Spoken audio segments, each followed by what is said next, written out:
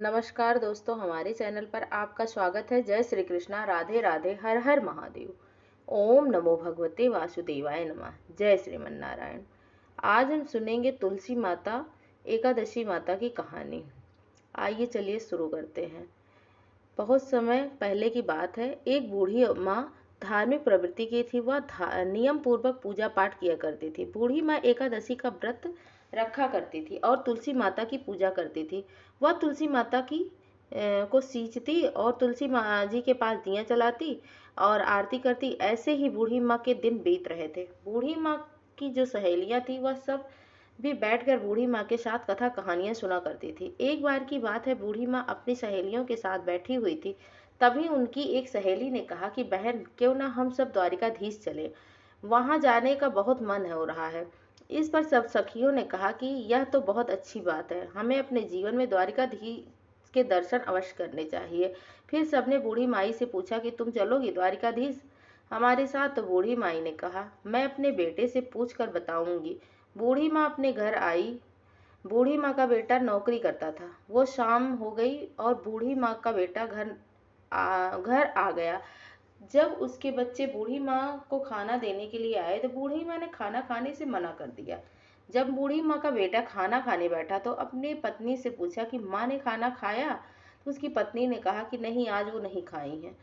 तो बूढ़ी माँ का बेटा अपनी माँ के पास गया और माँ से पूछा कि क्या बात है, आज आपने खाना क्यों नहीं खाया? बूढ़ी माँ ने कहा, बेटा आज मेरा मन नहीं है खाना खाने का। बेटा ने कहा, माँ आपकी तबीयत तो ठीक है, क्या परेशानी, आप मुझे बताओ। तब बूढ़ी माँ ने कहा, बेटा मुझे द्वारिकाधीश जाने का बहुत मन कर रहा है।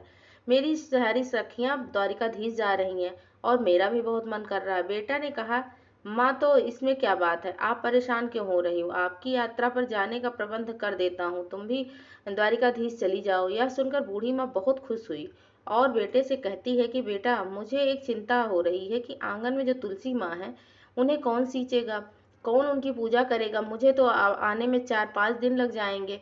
तब बेटे ने कहा, माँ आप चिंता मत कीजिए, यह सब आपकी बहू कर देगी। बूढ़ी माँ ने कहा, ठीक है बेटा। अगली सुबह बूढ़ी माँ द्वारिकाधीश जाने की तैयारी करने लगी। तभी बेटे ने अपनी पत्नी से कहा, सुनो, मेरी माँ के लिए बादाम काजू डालकर लड्डू बना दो ताकि रास्ते में खा सकें। बहू यह सोच सुनकर सोचने लगी, मुझे तो एक दिन भी मायके जाने नहीं देते। माँ जी 4-5 दिन के लिए यात्रा पर जा रही हैं और तुलसी की पूजा पाठ कर भी मुझ पर सौंप कर जा रहे हैं। तभी बहू के मन में एक साजिश ने जन्म लिया। बेटा तो नौकरी पर चला गया और बहू ने तुलसी के पौधे को जड़ से उखाड़ दिया, एक डिब्बे में बंद कर दिया और वह डिब्बा बूढ़ी माँ को दे दिया और कहा, लो जी, लो माँ जी, इसको रास्ते में ये लड्डू है, इसको खा लेना। जब बूढ़ी माँ यात्रा के लिए चली तो बहू से कहा, बहू मेरी तुलसी जी का ख्याल रखना। बहू ने कहा, ठीक है माँ जी, आप बेफिक्र होकर जाओ। बूढ़ी माँ बहू को आशीर्वाद देकर अपनी सखियों के साथ पैदल ही यात्रा पर निकल गई। चलते चलते उन्हें शाम हो गई। वह सब बहुत थक गई थी। एक सही जगह देखकर वहां बैठ गई और अपना अपना खाना निकाल कर खाने लगी। जब बूढ़ी माँ ने अपना डिब्बा खोला तो उसमें मेवे के लड्डू थे। बूढ़ी माँ ने लड्डू खुद खाए और अपनी सहेलियों को भी खिलाए और भगवान का भोग भी मन ही मन लगा दिया।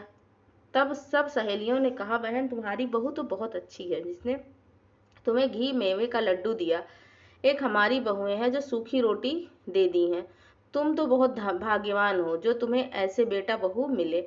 बूढ़ी माँ यह सब सुनकर बहुत खुश हो जाती और मन ही मन उन्हें आशीर्वाद देती। फिर चलते चलते सारी सखियां द्वारिकाधीश पहुंच गई। शाम हो चुकी थी, वहां बहुत भीड़ थी। बूढ़ी माँ मन में सोचने लगी कि हे प्रभु, इतनी भीड़ है, अगर आपके पट बंद हो गए तो मैं आपके दर्शन कैसे कर पाऊंगी? मेरा आना बेकार हो जाएगा। वह मन ही मन प्रार्थना करने लगी, भगवान मुझे दर्शन दे दो, मैं बहुत दूर से पैदल चलकर आई हूँ। बूढ़ी माई ने जब आंखें खोली तो देखा कि वह लाइन में सबसे आगे खड़ी है और द्वारिकाधीश उनके सामने थे। बूढ़ी माँ की हैरानी का ठिकाना ना रहा। कहाँ वो अब सबसे पीछे थी और अब सबसे आगे आ गई है। पुजारी जी प्रसाद चढ़ा रहे थे। बूढ़ी माँ ने अपना डिब्बा खोल दिया और उसमें से एक लड्डू एक तुलसी का पत्ती थी जो बूढ़ी माँ ने वहीं चढ़ाने के लिए दे दिया और प्रार्थना करने लगी कि भगवान मेरे भोग को ग्रहण करो।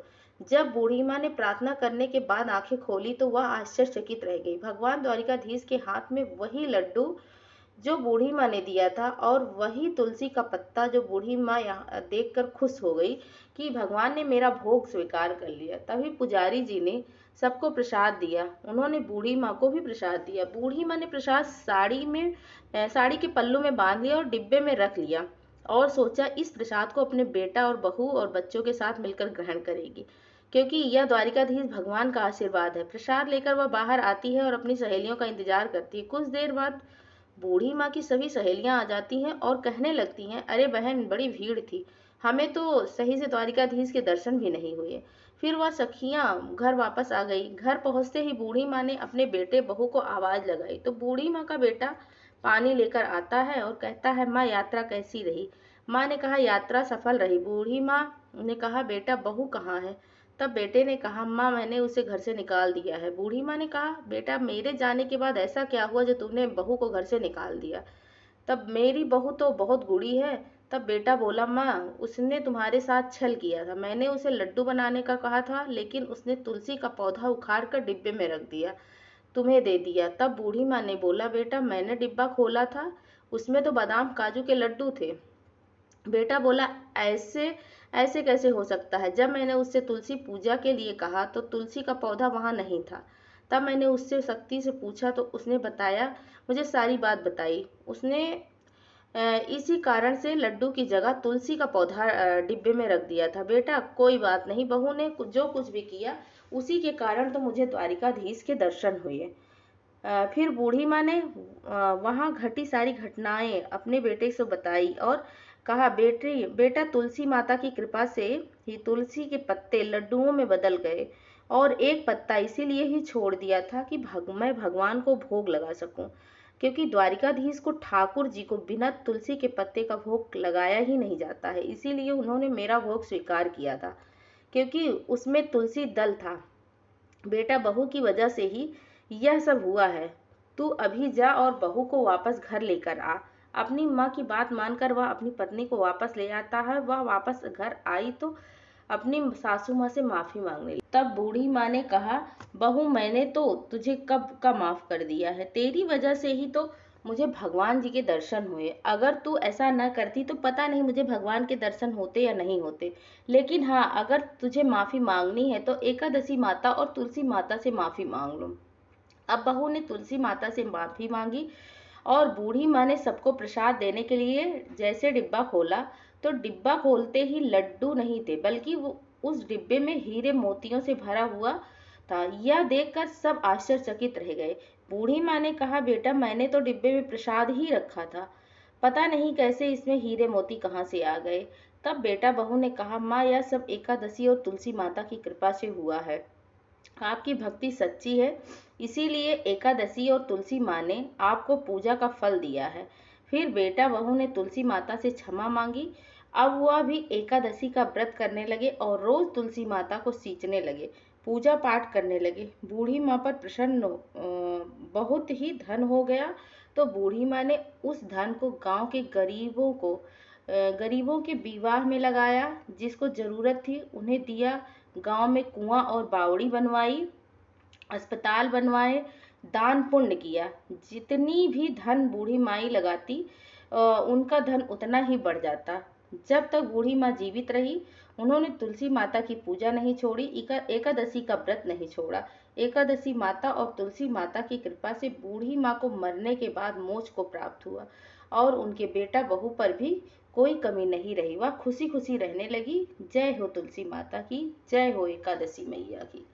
ओम नमो भगवते वासुदेवाय नमः। जय श्रीमन नारायण। हर हर महादेव।